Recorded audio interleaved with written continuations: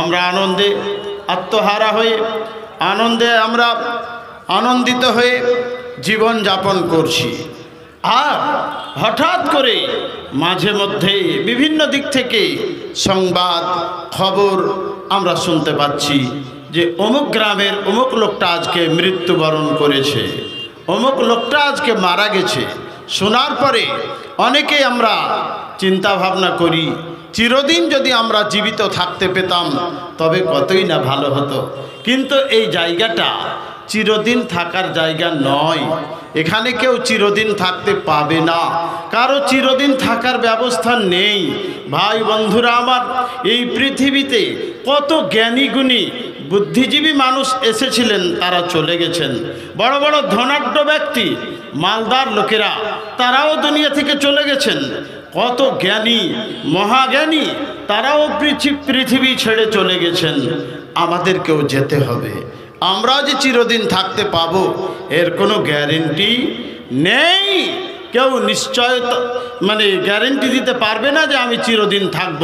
কেন?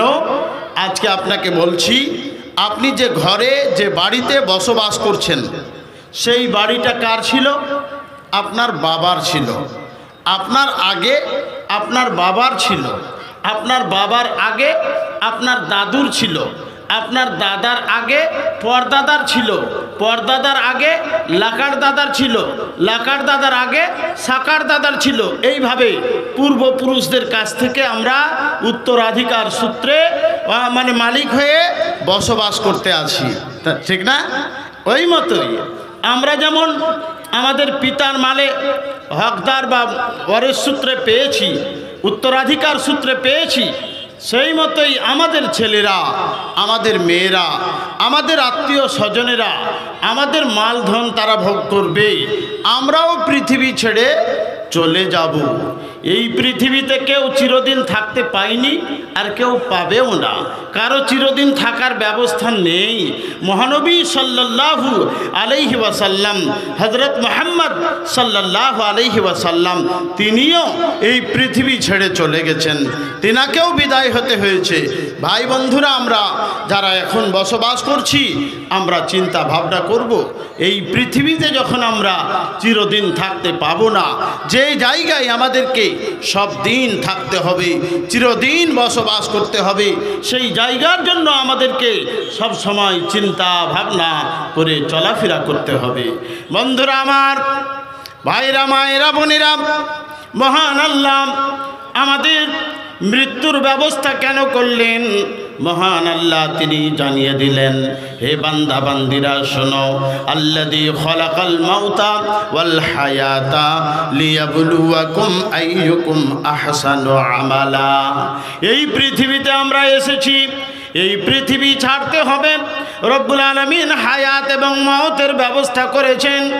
এই রব্বুল আলামিন মৃত্যুর ব্যবস্থা কেন করলেন?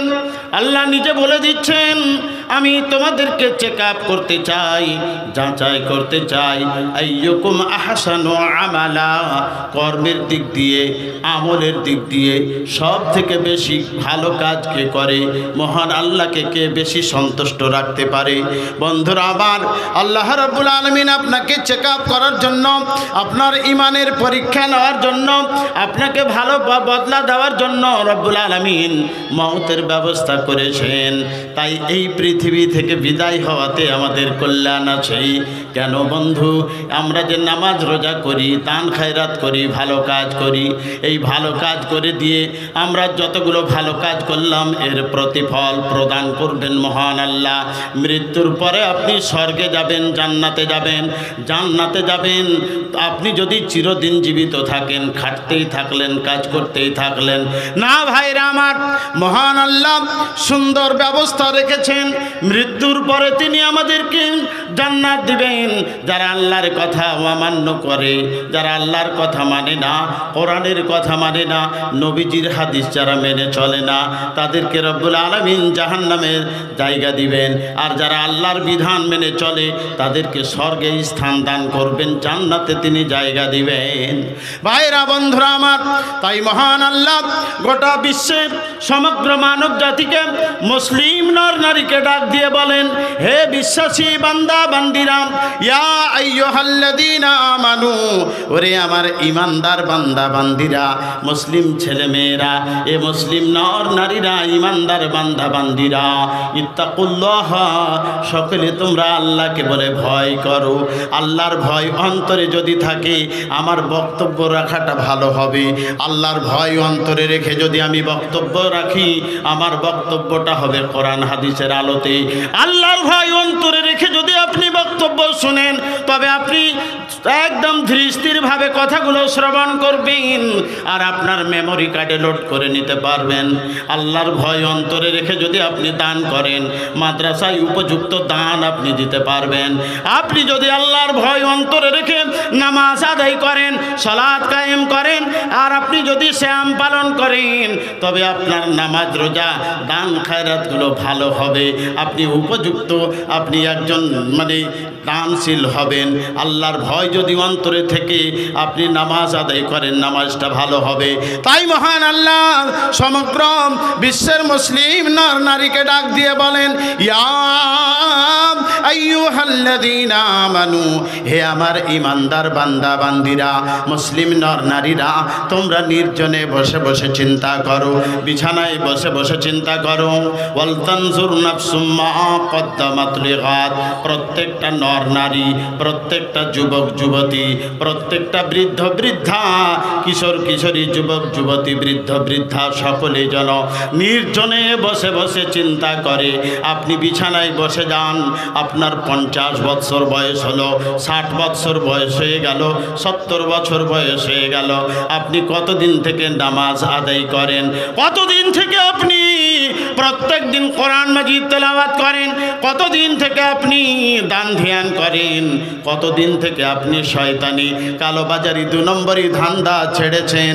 আল্লাহ রাব্বুল আলামিন আপনার মতো মানুষকে বলেন, হে আমার বান্দা বান্দিরা, ওরে মুসলিম নর নারীরা, ওরে ইমানদার ছেলে মেয়েরা, ওয়াল তানজুর নাফসুম মা কদ্দামাত লিগাদ, প্রত্যেকটা মানুষ যেন চিন্তা করে আগামীকালের। ভাবনিরালাই ভাবনিরালাই, গজব কেন রে দুনিয়ায়, শান্তি কেন নাই রে দুনিয়ায়। ভাবনিরালাই ভাবনিরালাই, গজব কেন রে দুনিয়ায়, শান্তি কেন নাই রে দুনিয়ায়। মদের বাজার গরম হলো, মদের বাজার গরম হলো, জুয়ার কোটে মানুষ যায়, মিথ্যা কথা চুগলখড়ি, নামাজ পড়ে কয়জনায়। ভাবনিরালাই, গজব কেন রে দুনিয়ায়, শান্তি কেন নাই রে দুনিয়ায়। মহান আল্লাহ আপনার মতো মানুষকে বলেন, ওরে আব্দুল সত্তার, ওরে আব্দুল গফফার, ওরে হালিমা সালিমা, এই ফাতেমা, তোমরা শোনো। মায়েরা বোনেরা ভাইরা বন্ধুরা, আল্লাহ রাব্বুল আলামিন আপনার মতো ইমানদার মানুষকে বলেন, ওরে বিশ্বাসী নর নারীরা, ইমানদার ছেলে মেয়েরা, তুমি জীবনের হিসাব করো। আজকে আমরা হিসাব করি কোন ছেলে কত টাকা এনে দিল, কোন ব্যবসায় কত টাকা লাভ হলো, কোন ব্যবসায় ইনকাম কত হলো, আমরা এইগুলো হিসাব করি। আত্মসমীক্ষা করতে আল্লাহ বলছেন, বান্দারে একবার চিন্তা কর তোর জীবনে কতটা পুণ্যের কাজ হলো, নেকির কাজ হলো, ভালো কাজ কতটা করতে পেরেছেন আপনি। আল্লাহ আপনাকে বলেন, বান্দা বান্দিরা, ওয়াল তানজুর নাফসুম মা কদ্দামাত লিগাদ, প্রত্যেকটা মানুষ যেন নির্জনে বসে বসে চিন্তা করে, আমার 50 বছর বয়স হয়ে গেল, 60 বছর বয়স হয়ে গেল, 70-80 বছর বয়স হয়ে গেল, 40 বছর 30 বছর বয়স হয়ে গেল, বন্ধু আমি আপনার জীবনে ভালো কাজ কতটা করেছি, আমি কি জান্নাত যাওয়ার মতো কাজ করতে পেরেছি, জাহান্নামের আগুন থেকে বাঁচার জন্য কি আমার কাজ হয়েছে। আমার মতো মানুষকে আমার আল্লাহ বলছেন, বান্দা বান্দিরা একবার নির্জনে একা একা বসে বসে চিন্তা ভাবনা করো।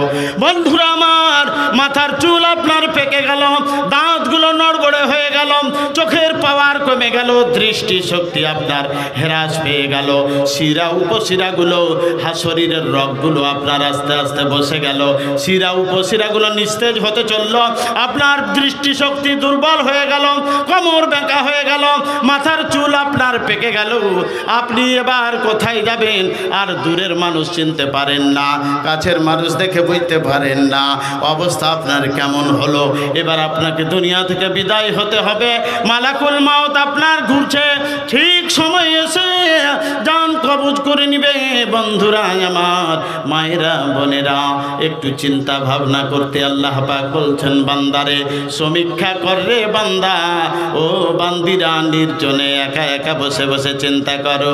বাপের তা চুল পেকেছিল, দাঁত পেকে উঠে গেছিল, এই রক্তের মানে তেজগুলো কমে গেছিল, শিরা উপশিরাগুলো নিস্তেজ হয়ে গেছিল। ধীরে ধীরে বাপকে দুনিয়া ছেড়ে যেতে হয়েছে, বাবার মৃত্যু হয়েছে, দাদার মৃত্যু হয়েছে, গ্রামের মান্যগণ্য ব্যক্তিরা তারা মৃত্যুবরণ করেছেন। আমাকেও চলে যেতে হবে, এই পৃথিবীতে আমরা চিরদিন থাকতে পাবো না। তাই মহান আল্লাহ বলছেন, বান্দারে বান্দিরে আমার একবার চিন্তা কর, তোর বাবা যেমন কবরে চলে গেল, তোর মা যেমন কবরে চলে গেল, গ্রামের মডল চলে গেল, সবাই চলে গেল, তোমাকেও চলে যেতে হবে। এই পৃথিবীতে কেউ চিরদিন থাকতে পাবে না, চিরদিন কারো থাকার ব্যবস্থা নেই, এই দুনিয়া ছাড়তে হবে। এবার এই দুনিয়া ছাড়ার আগে আগে আপনাকে পাথেয় তৈরি করতে হবে, যাদের রাহ তৈরি করে নিতে হবে, পথের সম্বল তৈরি করে নিতে হবে, পরকালের জন্য আপনাকে পুঁজি সংগ্রহ করে নিতে হবে। বন্ধুরা আমার, রব্বুল আলামিন আপনাকে বলছেন, বান্দারে একবার তোমরা নির্জনে বসে বসে একা একা বসে বসে জীবনের হিসাবটা করো। কতদিন থেকে আমি জাকাত দিই, কতদিন থেকে মাদ্রাসায় দান করি, কতদিন থেকে আমি নেক কাজ করি, কতদিন থেকে আমি ভালো কাজ করেছি, কতদিন হলো আমার উপরে হজ ফরজ, কতদিন থেকে আমি হজ করিনি, আমার গুনাহ হয়েছে না নেকি হয়েছে, জান্নাতে যেতে পারবো না জাহান্নামে যেতে হবে। কিভাবে আপনি দুনিয়াদারি করলেন? মহান আল্লাহ কি আপনার উপরে সন্তুষ্ট থাকবে? আপনি কি জাহান্নামের আগুন থেকে বাঁচতে পারবেন? এই চিন্তাটা করার জন্য মহান আল্লাহ গোটা বিশ্বের সমস্ত মুসলমান মুসলিম নর নারী, ইমানদার নর নারীদেরকে, বিশ্বাসী ছেলে মেয়েরাকে ডাক দিয়ে বলছেন, দুনিয়ার মানুষ রে একবার চিন্তা কর, পরকালে মৃত্যুর পরে তুমি শান্তির জীবন পাওয়ার মতো নেকি করতে পেরেছো কি পারোনি? এই পৃথিবীতে আপনি যদি বিপদে পড়ি, এখন যদি কেউ বিপদে পড়ি, তাড়াহুড়া করে আমার চিকিৎসার ব্যবস্থা হবে, আমাকে ডাক্তার দেখানো হবে, হসপিটালে ভর্তি করা হবে, নার্সিংহোমে ভর্তি করা হবে, আমাকে ধলিয়ান নার্সিংহোম, পাকুড় নার্সিংহোম, আর কোটালপুকুর নার্সিংহোম, আর বিভিন্ন জায়গায় নিয়ে গিয়ে ভর্তি করা হবে, আমার সুচিকিৎসার ব্যবস্থা করা হবে বন্ধু। কিন্তু আমি সেই লোকটা যতই ধনাঢ্য ব্যক্তি হই না কেন, আমার গাড়ি বাড়ি, কল কারখানা, জমি জায়গা আমার উত্তরাধিকারীরা সবাই ভাগ করে নিয়ে নিবে। আমি বিপদে পড়লে, আমি মরার পরে কবরে পড়ে থাকলে আমার বিপদটা কেউ দূর করার জন্য যাবে কি? আল্লাহ রাব্বুল আলামিন বলছেন, ওয়াল তানজুর নাফসুম মা কদ্দামাত লিগাদ। ওরে দুনিয়ার মানুষ, পরকালের জন্য চিন্তা করো। এই দুনিয়াতে তোমার সবাই আছে, কিন্তু পরকালে তোমার সবাই সাথ দিবে না। চিন্তা করবেন। আপনাকে একটা হাদিস শোনাই এই ফাঁকে। মহানবী সাল্লাল্লাহু আলাইহি ওয়াসাল্লামের একজন সাহাবী, যার নাম হলো উকবা বিন আমির। কি বললাম? উকবা বিন আমির। ওয়ান উকবাত ইবনে আমিরিন قال لقيت رسول الله صلى الله عليه وسلم فقلت من نجات قال امسك عليك لسانك। উকবা বিন আমির রাদিয়াল্লাহু তাআলা আনহু তিনি বলছেন, আমি মহানবী সাল্লাল্লাহু আলাইহি ওয়াসাল্লামের সঙ্গে সাক্ষাৎ করলাম। প্রিয় নবীকে আমি প্রশ্ন করলাম, মান নাজাত, ওগো নবীজি নাজাত কিসে পাওয়া যাবে, পরিত্রাণ কিসে পাওয়া যাবে, মুক্তি কিসে পাওয়া যাবে, জাহান্নামের আগুন থেকে বাঁচার উপায়টা বলে দেন, কবরের আযাব থেকে পরিত্রাণের উপায়টা বলে দেন। এই যে হাসরের মাঠে যে মানুষ বিক্রি করবে, এই বিপদ থেকে বাঁচার এই উপায়টা আপনি বলে দেন। আল্লাহর নবী বললেন, তিরমিজির হাদিস, হে আমার সাহাবী উকবা, তুমি শোনো, আমসিক আলাইকা লিসানাকা, তুমি তোমার জবানের হেফাজত করো, এই জিহ্বাকে তুমি নিজের কন্ট্রোলে রাখো। বলো হে সুকথা বলো লোকেরও সামনে, নচেত থামায়ে রাখো আপন জবানে। নবীজি বললেন, আমসিক, থেমে রাখো, আলাইকা লিসানাকা, তোমার জবানটাকে, তোমার জিহ্বাটাকে তোমার নিজের উপরে তুমি কন্ট্রোল রাখো। এই মুখে আজে বাজে কথা বলবে না, এই মুখে গীবত করবে না, এই মুখে পরনিন্দা পরচর্চা করবে না। আজকাল গীবত করি আমরা, আলেমেরা গীবত করি, মেয়েরা গীবত করে, পাবলিকে গীবত করে, বাপ ছেলের বদনাম করে, ছেলে বাপের বদনাম করে, বৌমা শাশুড়ির বদনাম করে, শাশুড়ি মা বৌমায়ের বদনাম করে বেড়ায়, গীবত করে, পরনিন্দা পরচর্চা করা হারাম। সুবহানাল্লাহ। সূরা হুজুরাতের ভিতরে মহান আল্লাহ বলেছেন, ওয়ালা ইয়াগতাব বাযুকুম বাযান, কেউ কার পিছনে সমালোচনা করবে না, গীবত করবে না, পরনিন্দা পরচর্চা করবে না। কারণ হলো বন্ধুরা, ওরে মায়েরা বোনেরা, গীবত করা কত খারাপ। আল্লাহ পাক রব্বুল আলামিন বলছেন, আয়ুহিব্বু আহাদুকুম আইয়াকুলা লাহমা আখিহি মাইতান, ও মুসলমান, কেউ কি তোমরা পছন্দ করবে, তোমরা কি এটা ভালোবাসবে, তোমার নিজের মৃত্যু ভাইয়ের গোশত খেতে? নিজের মরা ভাই মরে গেছে, ওই মরা ভাইয়ের গোশত খেতে কি ভালোবাসবে? ভালোবাসবে না। গীবত করলে নিজের মরা ভাইয়ের গোশত খাওয়া হবে, বুঝতে পারলাম বন্ধুরা আমার। তাই আল্লাহ রাব্বুল আলামিন বলছেন, ফাকারিহতুমুহা, তোমাদেরকে খারাপ লাগবে, তোমাদের থেকে ঘৃণা আসবে, নিজের মৃত্যু ভাইয়ের গোশত খেতে পারবে না, গীবত পরনিন্দা পরচর্চা করবে না। গীবত করলে কত ক্ষতি হবে শুনেন। আল্লাহর নবী একদিন, বুখারীর বর্ণনা, মহানবী সাল্লাল্লাহু আলাইহি ওয়াসাল্লাম তিনি একদিন এই কবরের কাছ দিয়ে চলে যাচ্ছেন, দুটি কবরের কাছ দিয়ে চলে যাচ্ছেন। ইউআযযাবানি ফি কবরিহিমা, দুজনের কবরে আযাব হচ্ছে। নবীজি সাহাবায়ে কেরামকে বললেন, ওয়ামা ইউআযযাবানি ফি কাবীরিন আহাদুহুমা লা ইস্তানজিহু আন বাউলিহি ওয়াল আখারু ইয়ামশি বিন নামিমাতি। এই দুইজনের দুইটা কাজ কি অন্যায় কাজ করেছে তারা জীবনে, সেই কাজগুলোকে সামান্য মনে করেছে। আহাদুহুমা, দুজনের ভিতরে একজন, লা ইস্তানজিহু আন বাউলিহি, নিজের পেচ্ছাবের ছিটা থেকে বাঁচত না। সাবধান হয়ে পেচ্ছাব করতে গিয়েও কখন পড়ে গেছে, মানে পেচ্ছাব কখন পড়ে গেছে গুরুত্ব দেয়নি। যারা রাস্তার ধারে দাঁড়িয়ে দাঁড়িয়ে মুতেন, তাদের কি অবস্থা হবে বলেন? কিছুটা জুতাতে পড়লো, কিছুটা হাতে পড়লো, প্যান্টে পড়লো, দিয়ে ঘষা মুখে ঘষে দিলেন, অবস্থা কি হবে আপনার? আল্লাহর নবী বলছেন, আহাদুহুমা, দুজনের ভিতরে একজনকে কবরে আযাব হচ্ছে এই জন্য যে লা ইস্তানজিহু আন বাউলিহি, নিজের পেচ্ছাবের ছিটা থেকে বাঁচত না। ওয়াল আখারু, আর দ্বিতীয়জন হলো কে? ওই এমন একটা পাপী, অন্যায় করেছে কি?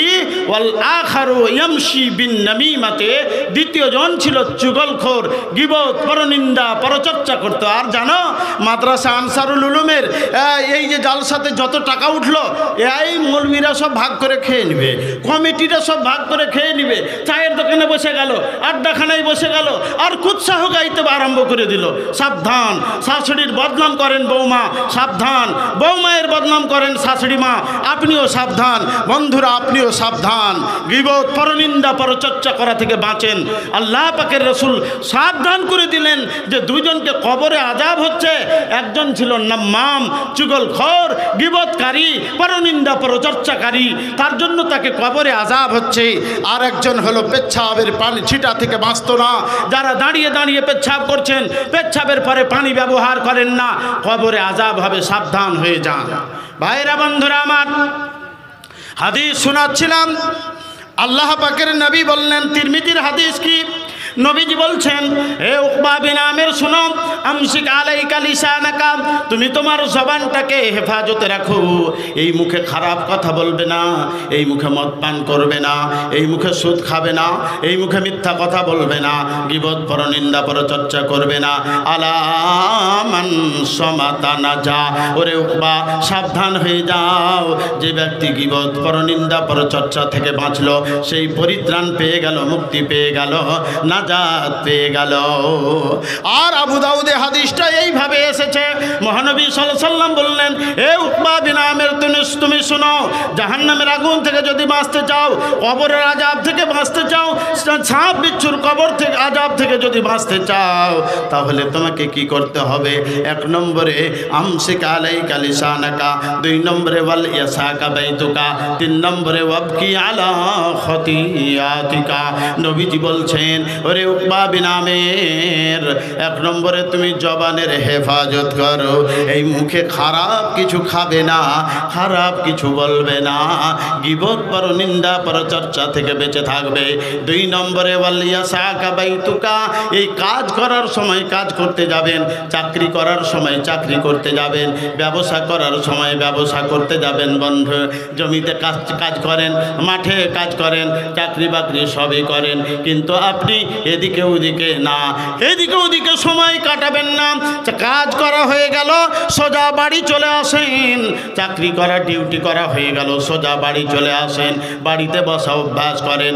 নবীজি উকবা বিন আমিরকে বলছেন, সাহাবীরে, জাহান্নামের আগুন থেকে যদি বাঁচতে চাও, কবরের আযাব থেকে বাঁচতে চাও, আর যদি মহাশরের মাঠে বিক্কলি করা থেকে যদি তুমি পরিত্রাণ পেতে চাও, তবে তুমি 2 নম্বরে তোমার কাজ হলো বাহিরে আড্ডা নয়, আড্ডাখানাতে আড্ডা নয়, ফুটানি মোড়ে ফুটানি নয়, করতে হবে কি? কাজ করা হয়ে গেল, ব্যবসা করা হয়ে গেল, ইনকাম করা হয়ে গেল, চলে আসেন সরাসরি বাড়ি, আর বাড়িতে এসে আপনি সময় কাটান। ছেলেটাকে আপনি নিয়ে বসেন, বিবিকে নিয়ে বসেন, আপনি আপনার সন্তান সন্ততিকে নিয়ে বসেন। বেটা মাদ্রাসা পড়তে গেছিল, বাবা তুমি কি পড়াশোনা করেছ আমাকে শোনাও। তোমার হাতের লেখা 1 পাতা উর্দু তুমি আমাকে দেখাও, 1 পাতা ইংরেজি দেখাও, 1 পাতা হিন্দি দেখাও, 1 পাতা বাংলা, বাঙালি বাংলা আপনার পড়াশোনার দরকার আছে, হিন্দি দরকার আছে, উর্দু আরবি ফার্সি দরকার আছে চলার জন্য। সব রকম আপনি আপনার ছেলেকে অভ্যাস করান, শিখান, আর আপনি আপনার বাড়িতে কোরআন মাজিদ পড়ার চর্চা রাখেন। ও আপনার বিবিকে বললেন, ও সালেমার মা, ও জাইনাবের মা, 1 পাতা কোরআন মাজিদ পড়ে আমাকে শোনাও দেখি, তুমি এই নামাজটা কিভাবে আদায় করো আমাকে বলো। ছেলেকে আপনি বলেন, আপনার মেয়েকে বলেন, আপনি নবীদের জীবনীগুলো ঘটনাগুলো তাদের সামনে তুলে ধরেন, আর আপনার ছেলে মেয়েরাকে আপনি ইসলামী ঢাঁচাই তৈরি করেন, আদর্শবান সন্তান সন্ততি তৈরি করেন, নামাজি ছেলের জন্ম দেন, নামাজি ছেলের বাড়িতে তৈরি করেন। আপনার বউ বেটিরা যেন নামাজি হয়, সামাজিক হয়, শয়তানি কালোবাজারি 2 নম্বরই ধান্দা যেন না করে বেড়ায়, তার জন্য বাড়িতে বসা অভ্যাস করতে হবে। বাড়িতে আপনি বসলেন, আপনি বসেননি, বাড়িতে যারা বসে না তাদের বাড়ির ক্ষতি আপনাকে একটু বলি। কি হয়, আপনি কাজকাম করে আপনি 5,000 টাকা দিনে ইনকাম করলেন, 10,000 টাকা দিনে ইনকাম করলেন, পকেটে আপনার টাকা আছে, ইনকাম করে বাড়ি আসলেন না, ওই ফুটানি মোড়ে ফুটানি করছেন। আপনার স্ত্রী তখন ওই খালে তো দেওর, মামাই তো দেওর, ফুফাই তো দেওর, চাষ তো দেওর, ওদের বাড়িতে যে আড্ডা দিচ্ছে, ওদের বাড়িতে বসা উঠা করছে। আপনার ছেলেরা দেখছে যে বাবা আসবে রাত 11টায়, মা আসবে রাত 10টায়, আমরা চলে যাব 10:45টায়, বাপ মা কেউ বুঝতে পারবে না। ছেলেরা তখন ওই টিভি দেখছে, সিডি দেখছে, নগ্ন ছবি দেখছে, কার বাড়িতে মোবাইলের ন্যাংটা ছবিগুলো দেখছে, এই করে করে পড়াশোনা সর্বনাশ হয়ে যাচ্ছে। সুবহানাল্লাহ, সুবহানাল্লাহ। বন্ধুরা আমার, আল্লাহ রাব্বুল আলামিনের নবী কি চমৎকার কথা বলেছেন, সংক্ষিপ্ত কথা, খায়রুল কালাম। আল্লাহ পাক রব্বুল আলামিনের নবী ছোট্ট কথা বলেছেন, কিন্তু বন্ধুরা ব্যাপক অর্থ তার আছে। আপনি যদি বাড়িতে বসেন, আপনার ছেলেটাকে কোলে নিয়ে আদর করলেন, আপনার বিবি ফ্রি মাইন্ডে কাজ করতে পারলো। আপনি পড়াশোনা জানেন না, স্ত্রী জানে, স্ত্রীর কাছ থেকে আপনি কোরআন মাজিদ শিখেন, আপনার বিবিকে আপনি দোয়াগুলো বলতে বলেন, আপনার নামাজটা ঠিক হচ্ছে কি হয় না, বিবির নামাজটা ঠিক হচ্ছে কি হয় না, বেটা বেটির দোয়া বলা হচ্ছে কি হয় না?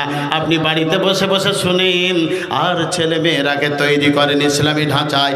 নবীজি বলছেন তুমি নিজের বাড়িতে বসা অভ্যাস করবে।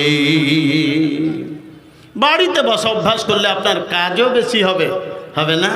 বাড়ির বউ বেটিরা আর খারাপের দিকে যাওয়ার সুযোগ পাবে না। 3 নম্বরে নবীজি কি বললেন? অবকি কাঁদো আলা খতিয়াতিকা। এই আপনারাও গল্প বন্ধ করেন। 1 গুনগুন 2 পাঠ, 3 গুনগুন 4 হাট লাগাবেন না, একদম আস্তে। দরকার হলে কথা বলবেন, না হলে আর বলবেন না। এরা মনে মনে ভাবছে আমরা তো এই মোবাইলে তুলেই নিলাম, পরে শুনবো, শোনার সময় পাবেন না, আবার আপনি অন্য কাজে ব্যস্ত থাকবেন। কথাগুলো শুনেন, সবার শোনার দরকার আছে। বক্তা, শ্রোতা, আলেম আর সাধারণ মানুষ, নর নারী, যুবক যুবতী, বৃদ্ধ বৃদ্ধা, কিশোর কিশোরী, সবার শোনার প্রয়োজন আছে, মানার প্রয়োজন আছে, জানার দরকার আছে। তাই সবাই কথাগুলো কর্ণপাত করে শ্রবণ করবেন। আমার সময় সংক্ষিপ্ত একদম চলে এসেছে কাছে। হ্যাঁ ঠিক আছে, আমাকে আগেই বলা হয়েছিল আমার সময় কাছিয়ে গেছে। আমার সময় শেষ হলেই আমিও বক্তব্য শেষ করে দেব। আমি অন্যদের মতো